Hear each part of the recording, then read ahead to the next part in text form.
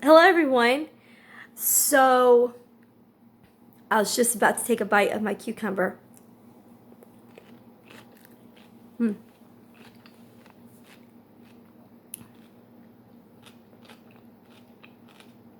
We'll get to that in a moment.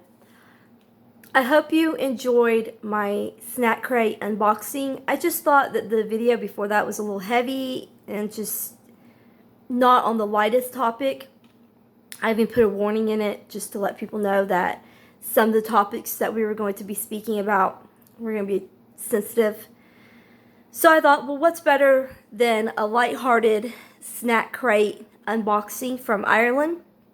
I hope it's to be the first of many. But today we are having, and I hope you get to see this, my salad. Isn't that beautiful? Mm. And then, of course, I have my extra ranch because I have to have my ranch. I just have to. But today's topic is something I've been wanting to speak on for quite a while. And I'm going to while I eat my salad and drink my tea. Look at that egg. Hard-boiled egg. Covered in ranch. Mm. Too good. Anyway, today's topic is going to be 5 signs that you may be in a toxic relationship.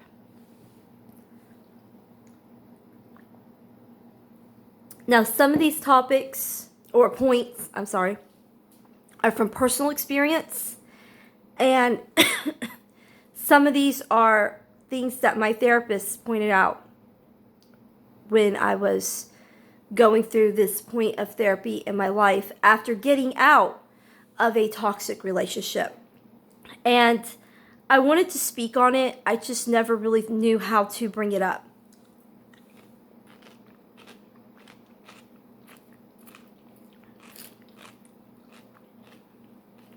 And then I thought, well, the best way to really discuss a topic like this is kind of in points. Because I didn't want to drag the video out because I know sometimes people lose interest when a video becomes too long. But I did want to make my point. And one big sign for me when, excuse me, I still kind of have that cough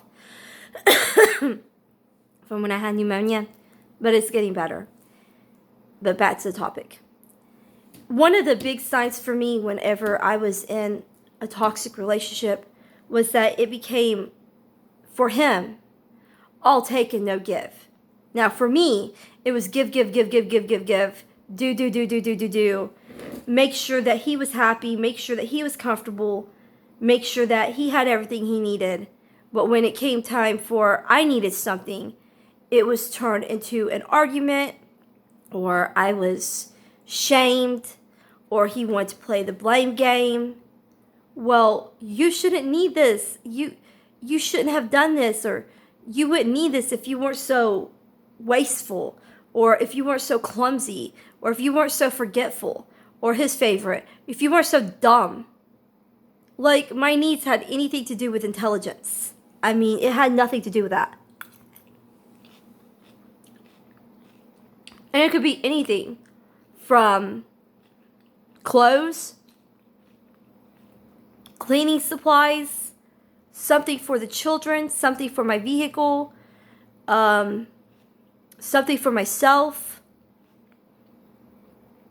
Maybe I just wanted to go out and spend the day with the girls. And see, we had a joint account at the time. So I wouldn't do anything without discussing it with him first. And with him, sometimes he would come to me and ask me about things he wanted to do. Sometimes he wouldn't, but when he did, I was usually open-minded and I would look at our budget, and most of the time he got to do what he wanted to do. I was like, sure, yeah. Go fishing with the boys. Go out for a few drinks with your brother-in-law. I was okay with it. You know, it didn't bother me. So, have guests for dinner, even though I really didn't plan for it. And that would take extra cooking and me scurrying around trying to make all these extra plans that I didn't have. But I'd be like, yeah, it's fine. He works hard. Why shouldn't he have, some relaxation time?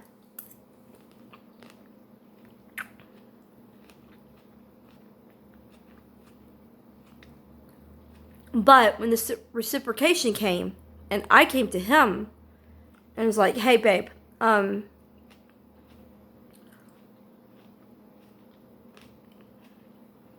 want some new makeup. I'm going to go get me some makeup. But I wanted to talk to you about it first. This is how much it's going to cost.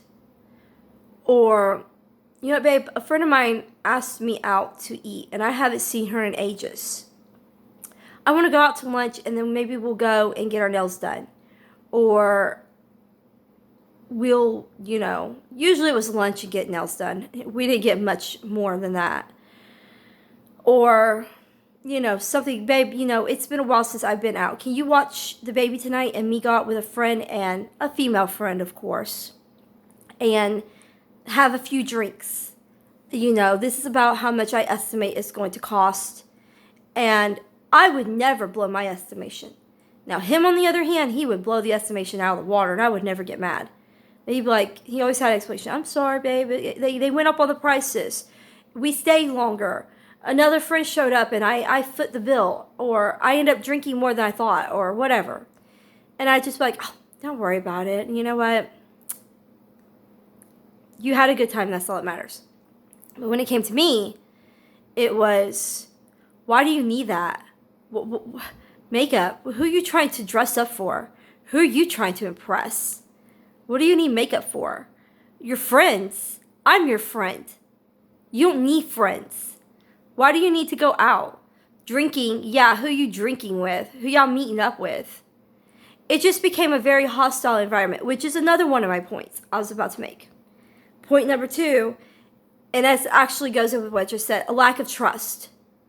If you notice your significant other starts questioning you and everything you do, and you haven't done anything wrong, but like for example, like I just gave, babe, can I go out with my girlfriend tonight? I haven't seen her in a while.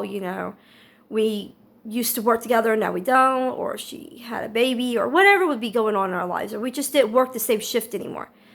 So, she's wanting to meet up and go out and grab a few drinks. Can you watch the baby tonight? Oh, who else y'all meeting up with? Her guy? Well, no, it's just going to be the two of us. Yeah, her guy's going to show up and you're going to be all over him. Her guy? I'm going to be all over her guy? Why, when I have a man at home? She going to bring some guy up there for you? Well, no, I'm married. Why would I need another man? What am I going to do with another man? Don't answer that question. I know what a lot of women would do with another man. Or a lot of men would do with another woman. But if your significant other starts questioning your every move, watch out. With him, it was guilt. It really was. He was having relations with a woman at work. And I was none the wiser to it.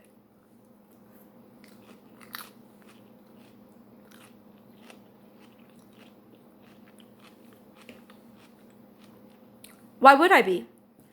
I was too busy dodging accusations to even suspect anything.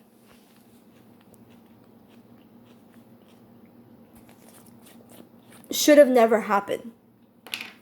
I was never unfaithful to him.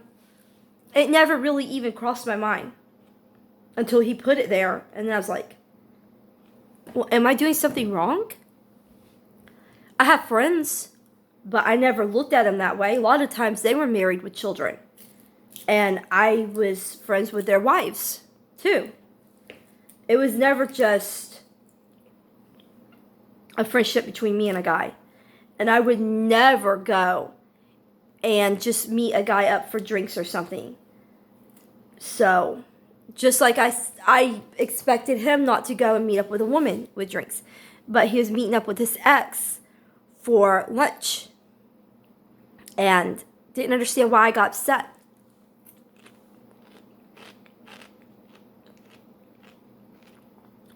Just him and his ex while I was at work. But I never accused him. Not once. He accused me. But I never accused him. Which leads to number 3. A hostile environment. If you're constantly having to dodge bullets, not real bullets, like accusations and threats, and I'm guilty of this too. I'll admit, I'm not perfect. I've been mistreated and hurt so much that I'm having to deal with some stuff. That's why I'm in counseling. And, excuse me, egg went down the wrong pipe. My husband has been the recipient of my outbursts and accusations, but I'm working on that. I'll admit that that I have problems, and that is something that I need to work on.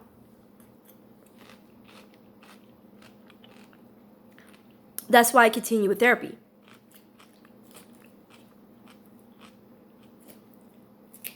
It's my go-to safe place where I can talk about my feelings to somebody who's non-judgmental and who's just there to listen.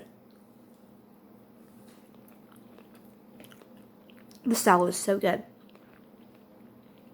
But if you find yourself in a situation where you're constantly having to dodge attacks and you feel like you're walking on eggshells because you don't know what's going to upset your significant other,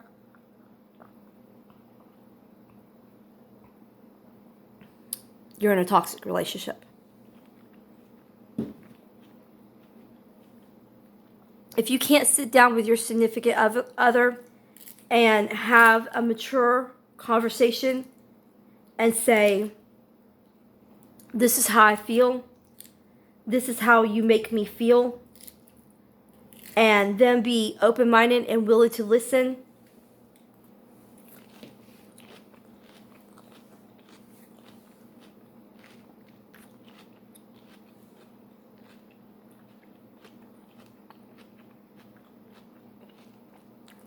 and instead it turns into the blame game, you may be in a toxic relationship.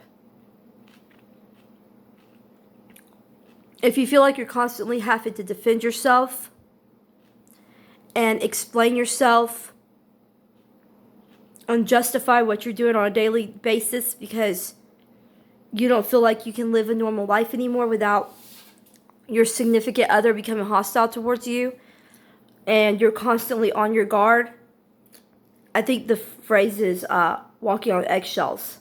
You feel like you're walking on eggshells because you don't want to upset that significant other. You may be in a toxic relationship. You're probably in a toxic relationship.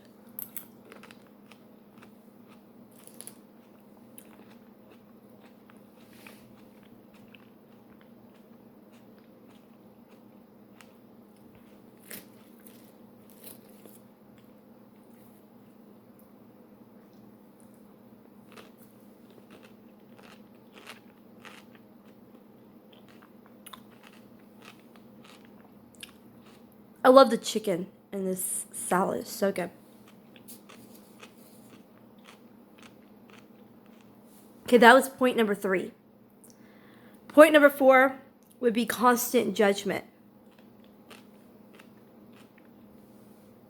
If you feel like you're constantly receiving harsh criticisms from your significant other regarding your weight, your personality, your looks, your mental ability, anything like that, if you feel like you're constantly on the receiving end of it, sometimes they'll make it as a joke. Learn to tell a real joke from a not real joke, a put down, or a criticism, because they'll say, babe, I'm just joking. Why do you have to take things so seriously? Jeez, lay off.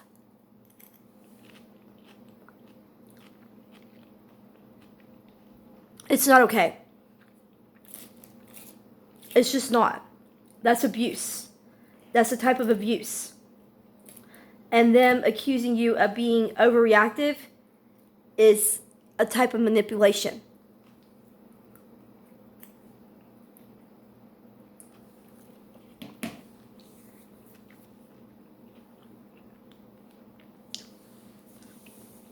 It's used to make you feel like you're the crazy person. You're being unreasonable. If you would just use reason, if you would just stop being so oversensitive, if you would see the funny side in this. There's nothing funny about making fun of your significant other. Not to the point where you're hurting them. There's a difference between kidding around and having a good time and just funning with each other and actually becoming degrading and manipulative.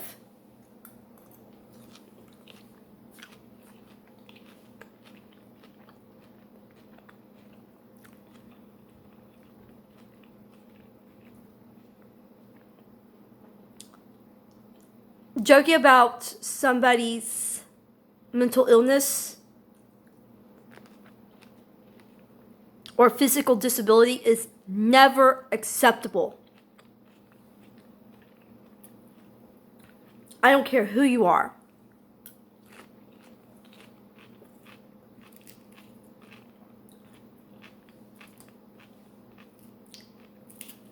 I've been on the receiving end of that joke too many times to know that it hurts deeper than just on a physical level. They say sticks and stones may break my bones, but words will never hurt me. That's a lie. Words hurt, and they hurt much deeper than physical wounds. They hurt much longer than physical wounds. A physical wound will heal. Words do something to the mind, to the body, to your frame of thought.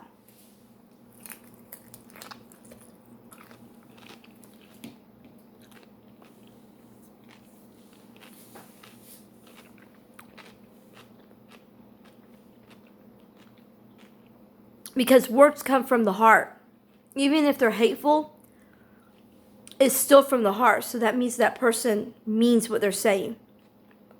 Don't ever let a person manipulate you into thinking that criticism is okay and that you should be okay with it and that you should just let it roll off your back like water off a duck's back. I've heard that, and put your big girl panties on. It has nothing to do with your level of maturity. It has to do with their level of maturity. Their ability to criticize you and not feel bad about it. And my fifth and final point, and hopefully I haven't dragged this on too long. If I have, I'm sorry. Is constant or persistent unreliability. Promising somebody, yeah, babe, I'll be there. Yeah, I'll meet you at this dinner party. Or, yeah, babe, I'll do this for you. Or, sure, babe, I'll fix that. You tell somebody, hey, babe, the back door's messed up. Can you fix that for me? And they say, yeah, sure, babe. And they don't. Or she says, oh, yeah, babe, I'll, whatever problem it is that's going on, he asks her to fix something or do something for him or be there for him. Can you come with me to this dinner party? Or can you meet me with, my parents? They're having a dinner. I'd like for you to come. Yeah, sure, babe. Yeah, I'll be there. And then she never shows up.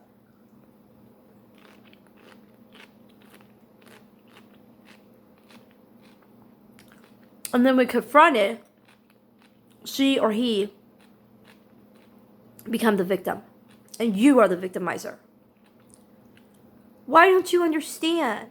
Why are you being so mean? Don't you understand that ABC happened? I couldn't get there. I got tied up. I ran into so-and-so and we got to talking and I just lost track of time. Or, babe, I've been there, but you know what? I just didn't feel into it. I just didn't feel it. No, you show up anyway. Unless you dying, you show up. And that was one of my biggest issues with my ex-husband.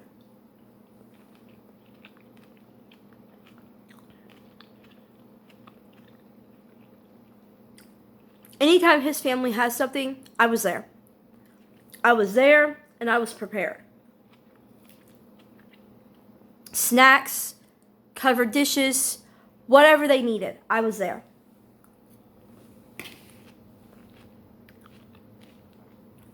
When it came to my family, we had to get together. He would make big promises. Sure, sweetie, I'll be there. Hun, you can count on me. I will be there extra early. But he would never want to ride with me. No, babe, don't. Go ahead and be with your family. I'll be there. I'll meet up with you. And I knew he wasn't coming. I tell him he's not coming. And he wouldn't. And he wouldn't pick up his phone either when I tried to call him.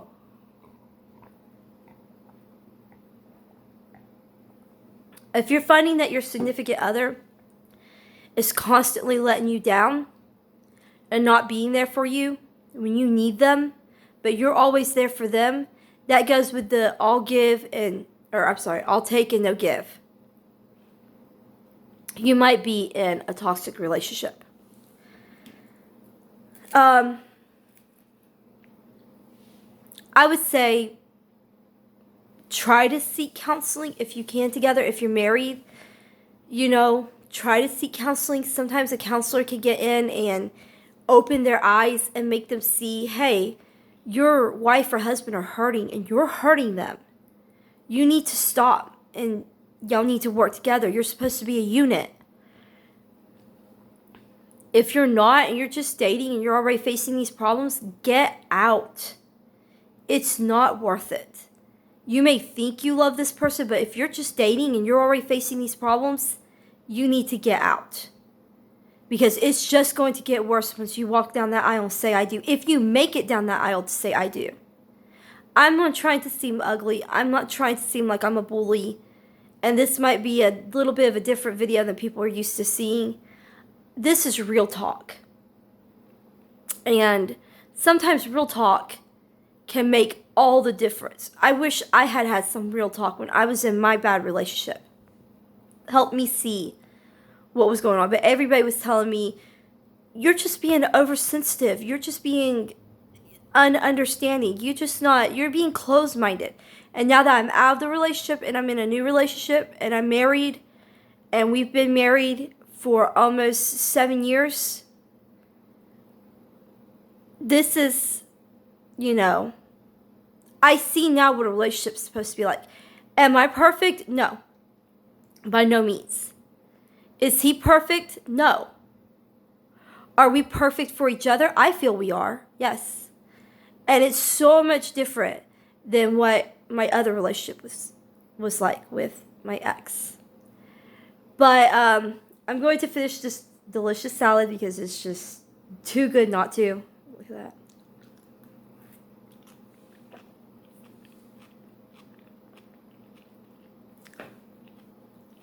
And I really do hope that if you're out there and you see or hear some of these points that kind of hit home for you, if you see this in your life or if what you're hearing is hitting home with you, that you'll step back and look at your relationship and say, maybe I'm in a toxic relationship.